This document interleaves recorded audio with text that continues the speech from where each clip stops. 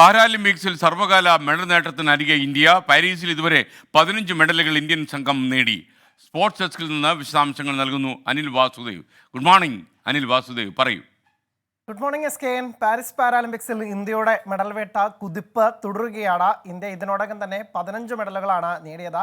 3 സ്വർണ്ണമടക്കം ആകെ 15 മെഡലുകൾ. India സർവകാല medal നേട്ടത്തിന് അരികെ എത്തി നിൽക്കുകയാണിത്. കഴിഞ്ഞ ടോക്കിയോ ഒളിമ്പിക്സിൽ ഇന്ത്യ 19 മെഡലുകളാണ് നേടിയത്. പക്ഷേ ഇത്തവണ മത്സരം തുടങ്ങി 3-4 ദിവസം പിന്നിടുമ്പോഴും തന്നെ ഇന്ത്യ 15 മെഡലുകളിലേക്ക് എത്തിപ്പിടിച്ചിരിക്കുന്നു. ഇന്ന് തന്നെ സർവകാല മെഡൽ നേട്ടത്തിലേക്ക് ഇന്ത്യ എത്തുമെന്ന് തന്നെയാണ് പ്രതീക്ഷിക്കുന്നത്. കാരണം ഇന്ത്യക്ക് ഇന്ന് 6 മെഡൽ പോരാട്ടങ്ങളുണ്ട്. അതിലൊരു 8 താരങ്ങൾ ഇന്ത്യക്കായി മത്സരിക്കുന്നുണ്ട്. അതുകൊണ്ട് തന്നെ ഇന്ത്യക്ക് സർവകാല മെഡൽ നേട്ടം ഇന്ന് തന്നെ കടക്കുമെന്ന് തന്നെയാണ് നമ്മൾ പ്രതീക്ഷിക്കുന്നത്.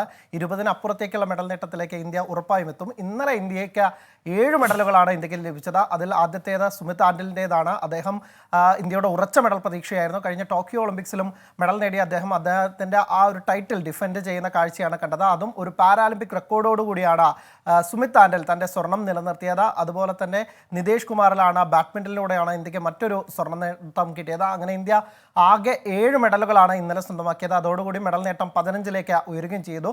ഇന്ന് പ്രധാനമായും ഇന്ത്യക്ക് പ്രതീക്ഷയുള്ള ഇനങ്ങൾ എന്ന് പറയുന്നത്, ഇന്ത്യക്ക് ഈ ഒളിമ്പിക്സിൽ ആദ്യമായി സ്വർണ്ണ മെഡൽ നേടുന്ന അവനി ലഖേര മത്സരിക്കുന്നുണ്ട്. ഷൂട്ടിങ്ങിൽ 50 മീറ്റർ 3 പൊസിഷൻ റൈഫിൾ വിഭാഗത്തിലാണ് മത്സരിക്കുന്നത്.